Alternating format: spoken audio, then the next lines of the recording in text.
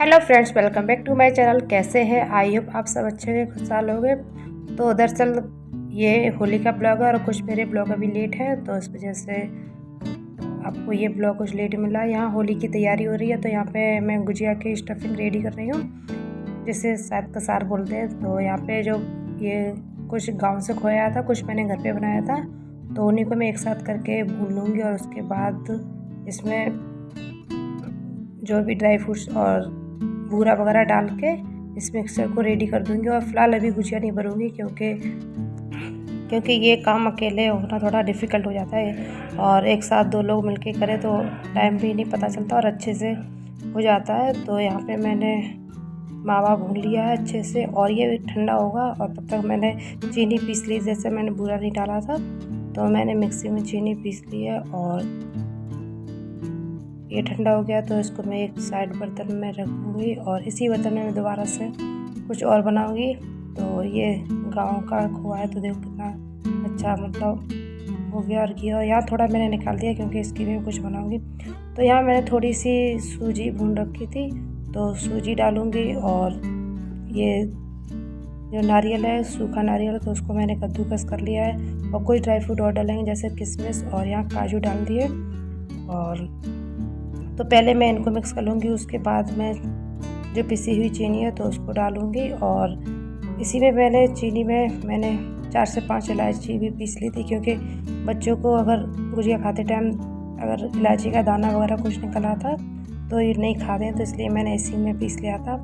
तो अब मैं थोड़ा कर करके ऐसे मिक्स करती जाऊँगी। और अभी थोड़ा गर्म है, बिल्कुल ठंडा नहीं हुआ है, तो इसीलिए मैं स्पैचुला की हेल्प लेके अच्छे से मिक्स कर रही हूँ। और थोड़ा थोड़ा करके डालते होंगे, एक साथ चीनी नहीं डालूंगी, क्योंकि इससे ये भी पता चलता है कि कम या ज़्यादा का हो जाता है, तो इस वजह से। और ये मीठा आप अपनी टेस्ट के अकॉर्डिंग कर सकते हो। तो यहाँ पे मैंने धीरे धीरे अच्छे से इसे मिक्स कर लिया है। और तो इसमें जो बची हुई चीनी थी वो भी मैंने मिक्स कर दी थी, क्योंकि अगर स्टफिंग अच्छे से टेस्ट में बन जाएगी तो ये अच्छा बनेगा गुजिया। क्योंकि आपको भी पता है कि पूरी के अंदर ही स्टफिंग भरी जाती है, और अगर हल्की मीठी हुई तो इसका टेस्ट अच्छा नहीं लगता है। तो यहाँ मैंने चीनी जो बची हुई थी सारी मिक्स करके रख दी थी, क्योंकि ये थोड़ी जो बाद में बची उसको भी मैंने डाल दिया था। और अब इसी फ्राई पैन में मैं बनाने जा रही हूँ बेसन के लड्डू। और ये लड्डू बनाए जा रहे हैं अक्सर दरअसल देव की वजह से, क्योंकि देव गुजिया बिल्कुल नहीं खाता है। तो ये होता है कि बच्चों के मतलब त्यौहार है तो कुछ ऐसा बने जो बच्चे मन से खाएं। तो यहाँ बेसन के लड्डू की डिमांड भी काफ़ी टाइम से हो रही थी, तो आज मौका था, तो यहाँ मैंने देव के लिए बेसन के लड्डू बनाए थे। तो यहाँ मैंने कोई नाप तौल नहीं किया है, बस अंदाजे से जो भी कुछ है मैंने अंदाजे से यहाँ पे घी डाल दिया है और उसमें बेसन डाल दिया। और तो यहाँ बेसन को बिल्कुल सबसे स्लो गैस पे हल्के हल्के करके मैंने भूंजा। और ये कुछ इसमें गाढ़ सी पड़ जाती है, तो इसी वजह से बिल्कुल स्लो गैस पे करके मैं भूनती जाऊंगी। और अगर फास्ट भूनेंगे तो फिर जल जाता है, तो इस वजह से यहाँ थोड़ा बस सब पेशेंस रखना पड़ता है। तो यहाँ पे मैं सबसे स्लो गैस पे भूनती जा रही हूँ। और आप देख भी रहे होंगे कि धीरे धीरे ये जैसे भुनता जा रहा है बेसन, तो वैसे ही ये घी छोड़ता जा रहा है। और दरअसल मैं ये जो भी स्वीट्स वगैरह बनाती हूँ ज़्यादातर ये लड्डू वगैरह, तो मैं देसी घी का ही यूज करती हूँ। वैसे कई लोग तो रिफाइंड वगैरह यूज कर लेते हैं, तो मैं यहाँ देसी घी का ही यूज किया है। तो बस यहाँ पे स्लो गैस पे धीरे धीरे भूनते जा रहे थे। टाइम भी काफ़ी लग जाता है, लेकिन अगर टेस्ट अच्छा चाहिए तो थोड़ी मेहनत और थोड़ा पेशेंस रखना दोनों ज़रूरी होते हैं। तो यहाँ पे देख सकते हैं आप बेसन का बिल्कुल कलर चेंज हो गया, भुन गया था। और इसी फ्राई पैन में मैंने चीनी जो पिसी हुई थी वो डाल दी, और थोड़ा सा कंद, जिसे तगार भी बोलते हैं, जो मलाई वाले लड्डू बनाए जाते हैं, तो वही। तो यहाँ मैंने साइड में थोड़ा सा वो कंद डाल दिया और चीनी डाल दी है, और अच्छे से मिक्स कर लूँगी। और अभी थोड़ा गर्म है, तो थोड़ा जब ठंडा हो जाएगा तभी लड्डू बनाएंगे, नहीं तो हाथ जलने का डर रहता है। तो यहाँ पे मैं स्पैचुला से, थोड़ा गर्म था तभी मैंने अच्छे से इसमें चीनी मिक्स कर दी है। और उसके बाद मैं अब आराम से बैठ के ये लड्डू बनाऊंगी। और बच्चे अभी है नहीं घर पे, ट्यूशन इस टाइम होते हैं, तो इस वजह से अभी मैं बना ले रही हूँ, नहीं तो देव बिल्कुल भी सब्र नहीं होगा। तो यहाँ पे मैं अभी लड्डू बना ले रही हूँ और बच्चे जब तक ट्यूशन से आएंगे तब तक मैं इनको कोशिश करूँगी बना के रख दूँ साइड में। तो यहाँ पे मैं एक एक करके छोटे छोटे लड्डू बनाते जा रहे हैं, क्योंकि इन्हें काउंटिंग की भी वो होती है कि 1 लड्डू खाया 2 लड्डू खाया। तो यहाँ मेरे लड्डू बन ही रहे थे तब तक बच्चे आ गए हैं और देखिए क्या रिएक्शन है। लड्डू देख के एकदम मतलब दूर से ही भाग के खड़े हो गए। तो यहाँ पे मैंने थोड़ी देर के लिए रोक दिया और बोला है कि थोड़ा मतलब प्रसाद बनाया है भगवान जी के लिए। तो एक बाल में मैं पहले भगवान जी के लिए रख दूँगी साइड में। फ़िलहाल अभी पूजा नहीं कर रही हूँ क्योंकि अब देव मानेगा नहीं, तो इसलिए मैंने अभी पहले ही साइड में भगवान जी भोग के लिए रखवा दिए थे और फिर देव को दे दिए। और उसके बाद देवरानी मेरी पास में रहती थी, वो भी आ गई। तो मैंने यहाँ बना ली है गुजिया, क्योंकि आज शाम को होली पूजन होता है तो शाम के टाइम ही बन जाते हैं।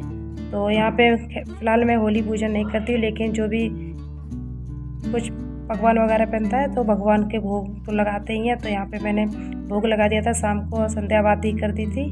और यहाँ देव भी आ गए, मम्मी भगवान जी को चलो होली खिलाते हैं। और ये गुलाल मैंने रख दिया था ऐसे ही थोड़ा बहुत साइड में, क्योंकि ये बच्चे लेके आए थे तो मैंने बोला था कि भगवान जी को पहले चढ़ाएंगे। तो यहाँ देव ने आज से ही अपनी होली स्टार्ट कर दी है भगवान जी को भी।